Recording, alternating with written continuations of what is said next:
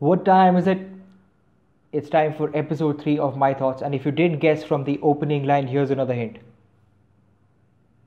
That's right. Today I'll be talking about the Chicago Bulls, and specifically, it's going to be a review of the latest viral documentary of ESPN on the Chicago Bulls dynasty from the 90s. It's called The Last Dance. For those of us in India, this series is available on Netflix, and it takes an inside look into the final championship winning season of the Jordan led Bulls between 1997 and 98. It's called The Last Dance because that was the theme that then head coach Phil Jackson chose for that season. Because Phil Jackson had just signed a 1 year contract extension with the Bulls. So, win or lose, he was going to leave the franchise at the end of that season. Right? So, there's a lot of hype about this documentary. Like many of the NBA stars were putting out social media posts and Instagram posts and tweets about this documentary. And I'll admit, I was skeptical at first. Is it just going to be old wine in a new bottle? Because we have heard and read so much about the Chicago Bulls generally in that era and Michael Jordan in particular. So what's new about this, right?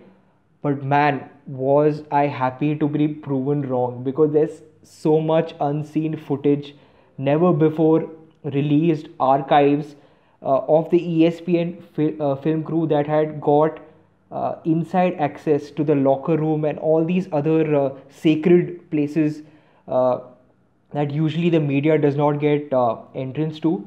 So yeah, it's an incredible series. And before I move on to reviewing the first two episodes that were released a couple of days ago, those of you who plan to watch it yourself, there are spoiler alerts up ahead. So if you want to tune off, go ahead. But if you're in it if you're in it to listen to my thoughts, then just continue watching, right? So episode one begins in the preseason to 1997 when the Chicago Bulls uh, they traveled to Paris to play like the exhibition preseason games, like the one we had in India last year. Shout out to the NBA India games as well. So this was the NBA Paris or NBA France games, which obviously the Bulls won. No trouble there. And then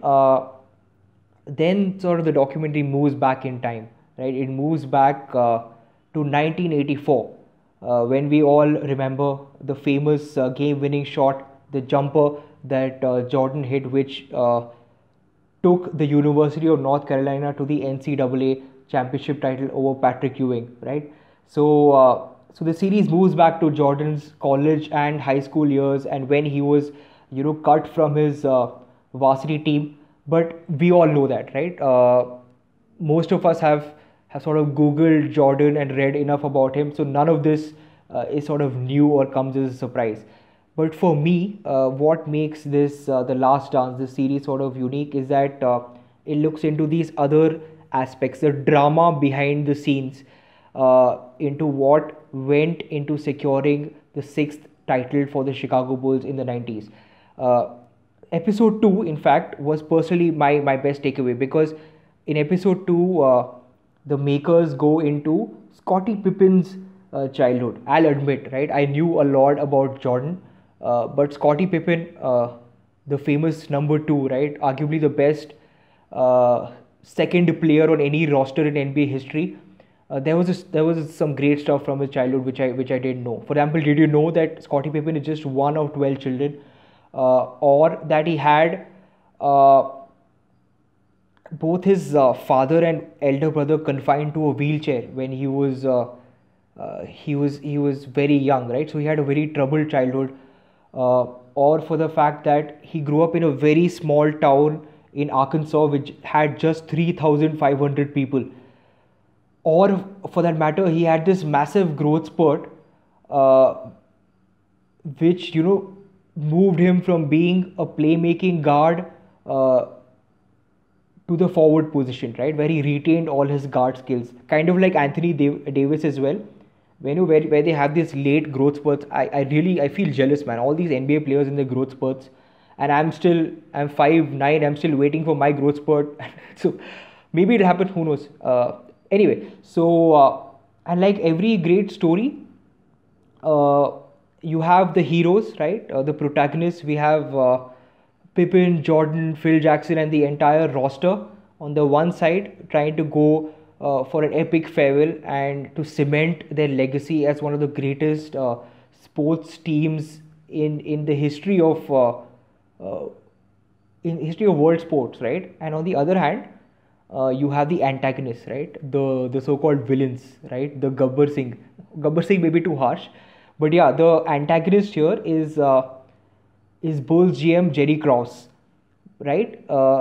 So Jerry Krause is the most interesting character at the end of the through these first two episodes, because he's probably the biggest obstacle, or at least the Bulls team thinks so. The players and the coach think so, in them winning the sixth title. You would think it's funny, right? Because normally you would imagine by this time the Spurs were coming up, right? We're talking about the late 90s, right? And the Orlando Magic had Shaq with them. I think by this time he might have moved to the Lakers, right? And the Houston Rockets also had won two titles in the 90s, but these were not the main opponents, right? The biggest opponent for the Chicago Bulls by this time was their own internal management, and the internal management scuffles and the relationship between a GM, a head coach, and a star player, and how all of them influence decision making or try to take control of the team. That is what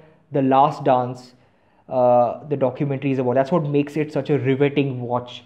So Jerry Krause, yeah, he's looking to dismantle the Bulls, and he has fights and arguments and misunderstandings between all the key players here, whether it's Phil Jackson and not inviting Phil Jackson to his own stepdaughter's wedding, trying to recruit another head coach in place of Phil Jackson when Phil Jackson is still the head coach, or giving media statements where he says that the organization is what makes a team and not the players, right? Or talking about trading Scottie Pippen before the start of the 97-98 season, right? So all of this is the drama, this is the background, this is all the stuff that we don't get to see, right? Or at least many of us growing up in this generation, we were not privy to all of this, and this is the drama that plays out, right? It's like a reality TV show, right? And so yeah, that's what keeps the series going. That's what keeps at least that's what kept me hooked.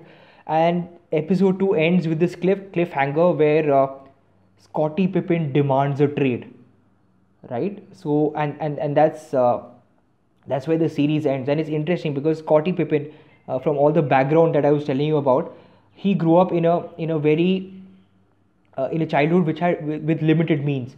So in 1991, he signs this 7 or 8 year long contract for $18 million. That may seem like a lot, but in the 90s is when the NBA really exploded, right? Again, because of Scottie Pippen and Jordan and the Bulls, and also in 1992 when the Dream Team played and won the famous Olympics, right, in Barcelona. After that is when the NBA or basketball truly became a global sport, and player contracts ballooned after that, after 91, 92. And so Pippen was stuck, right? He was stuck with this contract which he signed in 1991 for $18 million, which was far less than most other players in the league, right? Pippen's contract was only the 6th best on the Bulls' own roster, and we're talking about arguably the best number 2 NBA player of all time, and the defensive player, one of the greatest defensive players, and he was on the list of the top 50 NBA players of all time, basketball players of all time, right? So Pippen was just 6th in terms of player salary on his own team, and he was 122nd in terms of player salary among all players in the NBA. So right, so and then obviously Jerry Krause, the GM, is talking about trading him 1 year before his contract expires, and he's entitled to a bigger, fatter contract, right? Getting his due. So that's the drama. That's where we sort of they leave us off at the end of the second episode. We know that Pippen comes back and continues that season. But yeah, this series is more about the process, the makings behind a championship team, and specifically the Chicago Bulls championship team, right? This shows us the mindset of Michael Jordan and what makes him truly the GOAT, right? This is not a subjective debate that he was the greatest of his generation, Jordan is a great, and LeBron is the greatest today, right? I don't think this is watching this is another reminder on why Jordan is the GOAT, greatest of all time, not just of his generation.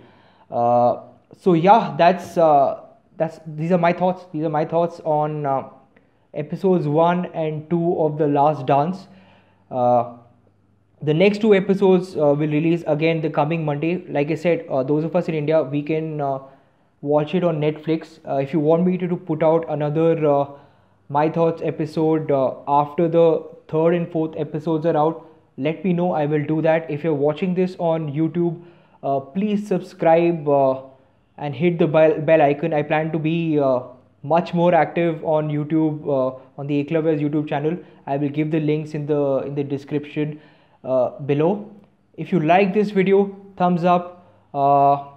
If you liked me in it, drop a heart. If there's anything else you want me to cover, any other aspect or any other topic itself in the My Thoughts series, let me know. That's it. And shout out to my friend, my buddy from law school, Arvind Mokapati, for gifting me this t-shirt. It's being put to good use. Thank you, Moka. Cheers and peace out.